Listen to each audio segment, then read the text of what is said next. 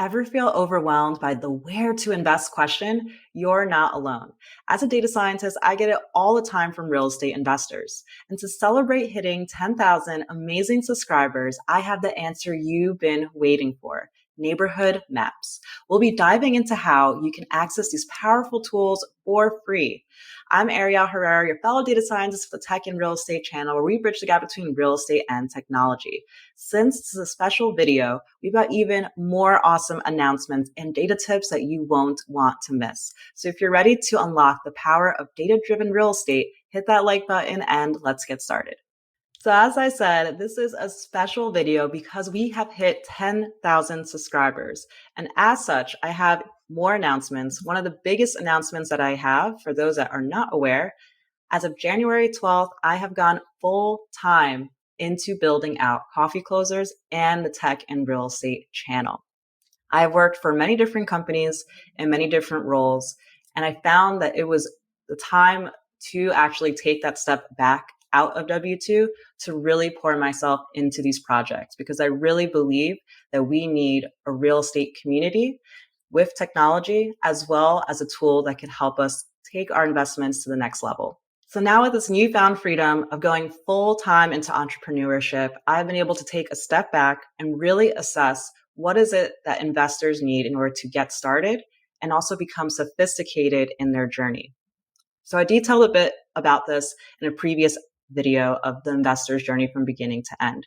I'm not going to go into it in as much detail, but as a review, I see this as 3 different steps where there's newbie, sophisticated, and seasoned. Based on each step, also tails into which strategy, property type, location, and financing you likely are going for. I see these steps as being progressive. So from a newbie, you then become sophisticated and ultimately seasoned. And there's 10 different steps that you need to achieve in order to get to financial freedom and close on a deal. I separate this out into 3 main phases, which is planning, analysis, and execution. Now, based on these different phases, right? Planning your risk tolerance, analysis of where you're going to invest, execution of actually closing that deal. Which phase do you believe is the most critical and more difficult of the 3? It's analysis. Money is made on the purchase, not on the sale. And to be quite frank, analysis has not been perfected yet in residential real estate. So the main issues that I see here for analysis or tasks that need to be done are choosing a market, setting up a buy box, and analyzing a deal. So how do these 3 phases look like in an investor's journey? Well, usually when you're choosing a market, you're looking at macroeconomic stats, microeconomic stats, as well as market data. And this could be relatively easy if you're doing, say, house hacking and you're living in the area that you already know of very well, or if you're doing traditional buy and hold within maybe your backyard. However, when you look to do this across many different markets, say if you're going out of state, especially, it becomes very difficult to analyze across multiple cities because real estate is super, super local. You can't just look at data and say, okay, Texas is great to invest in. You need to know what neighborhoods you need to invest in. Then when it comes to a buy box, pretty simple, state your criteria of what type of property you're looking for. However, this becomes more difficult as you're shifting to be a sophisticated investor because you're looking for value add opportunities. As well, you're looking for hidden gems. Maybe the seller fully owns their property, which means you can maybe do seller financing as well, and maybe a misclassified listing.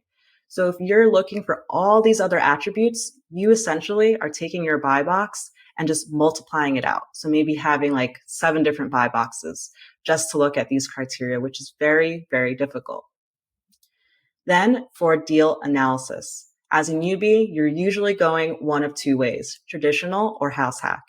Financing, usually conventional, or maybe you're doing FHA. That means for one single deal, when you combine these strategies and financing, you could have 3 different tabs for 123 Main Street just to evaluate what your cash on cash would look like, as well as other metrics that would deem if this property is a good deal or not. Now, when you shift to be a sophisticated investor, you're looking at more strategies like BRRRR, fix and flip, maybe even co-living. And financing has now become more immense. You could look at private money, seller financing, or DSCR loan. When you look at a single deal and try to analyze what is the best strategy, what is the best financing, it becomes very complicated. Just in this scenario, there's over 10 different combinations to evaluate a single deal. And if you want to try to analyze what does it look like to add a bedroom or for an ADU, you have just multiplied that out by 30 different combinations for one single deal. And as I try to frame this in my mind of what the issue is right now for real estate investing and what is the barrier to get started and even become from newbie to sophisticated, it's these three things. Ultimately, the investor's journey dilemma, which we all sit back and say everything's good, but let's be real, it's definitely challenging. I have poured my heart into building out a product called Coffee Closers to shift from a newbie to sophisticated and have the tools available to do so. So with that, as I'm trying to frame how we are solving this problem, we want to become the one-stop shop for sophisticated investors, for choosing a market, setting up a buy box, and analyzing a deal. Now, to choose a market, how are we doing this? So recently I had a video on looking at wide metro areas and being able to filter which metro areas to maybe target based on affordability, return on investment, and other economic stats. Now, we had previously in Coffee Closers a neighborhood grade map, because once you get to these cities that you're going to invest in, you then need to know what neighborhood, right? What streets. So we had A, B, C, D classifications by zip code, but it still was too high level of a view. So that's why I've created this neighborhood grade, something I've always wanted to do, but because I was working full time, I didn't have the bandwidth to dive deep into a project like this. I'm going to detail more in a moment.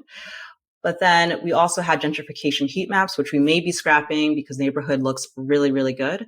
But this is how we're looking to choose a market and do it in a sophisticated way where you could evaluate many cities if you'd like. Then for setting up a buy box. So we have introduced buy box where you can get auto alerts, and we take it to a next level. So we use machine learning to look at fixer-upper properties, reading descriptions, as well as looking at property images. So traditionally, if you were to try to find fixer-uppers, you would need to look at maybe 7 different terms that can come up within a description. That's 7 different buy boxes. We are eliminating that by just having a fixer-upper tag. So you can create a buy box in this example that just looks for fixer-uppers and get those auto messages. Then we have financial preferences, which we've had for a couple of months now, but most people are not aware. If you deem that maybe property taxes are higher in your area, insurance, or any of those numbers, you can actually override that within your profile settings so that every single deal you go forward by city or as a whole will be reflected by those numbers, which is really powerful. Then for analysis, this is one of the parts I am so excited about. So when I mentioned previously and how all these combinations of looking at a deal when you're looking at multiple strategies and financing options, well, we actually introduced strategies mode.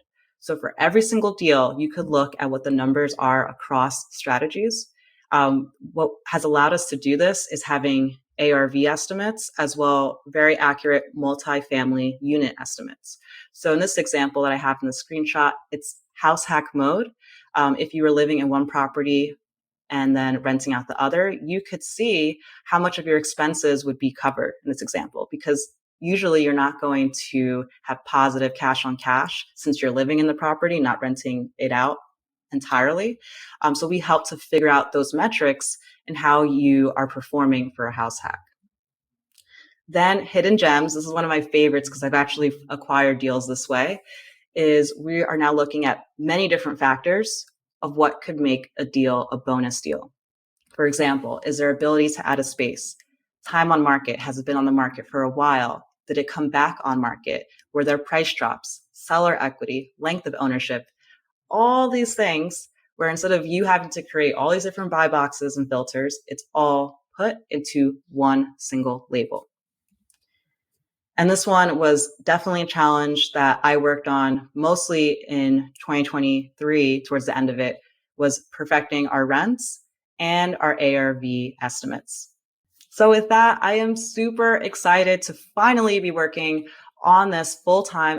And with these new neighborhood grade maps, I need feedback.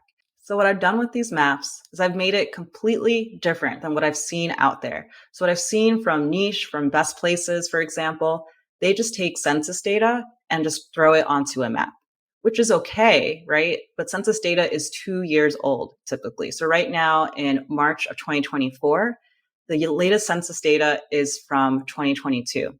And that's not going to help you as an investor fully because you really need to know at this real time if I was investing and renting out a property, is it in an A, B, C, or D neighborhood? So alongside macro and microeconomic stats like employment rate, ratio of those who have a bachelor's degree or higher, we are also looking at amenities. So we're looking at commercial assets that help to understand whether an area is an A neighborhood or a D neighborhood. So for example, Whole Foods typically are in A neighborhoods. So we're looking at that aspect as well. And the last part, market data. So looking at live market listings and recently sold data so that we can have a real-time aspect to see are prices increasing? Is rent decreasing? And I'm so excited to finally have all these different data sets put together into a map. All right, now for the maps and where I need your feedback. So right now we're looking at Tampa, Florida, my own market. And as we could see on the map on the right-hand side, there's different color schemes. So the lighter the color, the yellows represent A neighborhoods. And those that are darker shades represent C minus, D neighborhoods. So as we take a view here, say if I click on this yellow one, we could see that this is considered A neighborhood. The median household income is about 180K. For employment, it's about 77%. And what you usually don't see in any other mapping tools is we have the live listings data. So we could see number of listings as well as some more interesting information. Now, if we look over at the other tracks, what's really cool here is that we could see pockets. So in between these D and C minus neighborhoods, there's one that shows up as green, where this is a stable area. The median household income is relatively low. However, remember, the census data is outdated typically by 2 years. So the power of this tool is that with latest listings, recently sold, as well as those commercial assets, we can get real-time view here. So we see here number of listings. There's 8 in this little pocket, and the median year is 2022. Now, being from the area, I know that this is an improving spot because it's right above Ybor City, which is a tourist spot.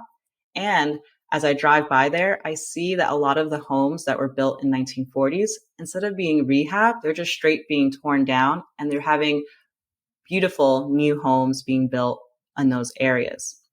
So this would tell me this could be a great area to invest in, although the census data is lagging a bit in terms of having these updated numbers for real time.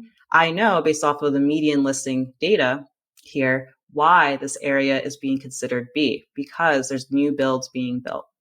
So with that, I'm pretty confident in the Tampa map. However, as I've scaled this out across cities, I need to know if there's any red flags. So are there A neighborhoods that are being classified as A, but really should be, say, D neighborhoods? And to do this, it'd be a lot easier to get feedback from all of you. Traditionally, how I would do this at a company is if I'm building out a map or a model, is I get feedback from senior business leaders as well as other data scientists. Now, because I'm a full-time entrepreneur, I need data from you. So what I would like is data feedback points on your city. So how to get access to this map for free. What I need you to do is have a comment below on the city that you're interested in, and I will post the link of how to access that city. This is for a limited time. So once we get this into our actual production, into coffee closers, then the maps will not have free access. So this is the time to help us create an awesome product, get the right maps for your city within this probably 2 week span before we go full into our 3.0 launch. So with that, thank you so much for being a subscriber and so excited where we can take this community from here. Thanks.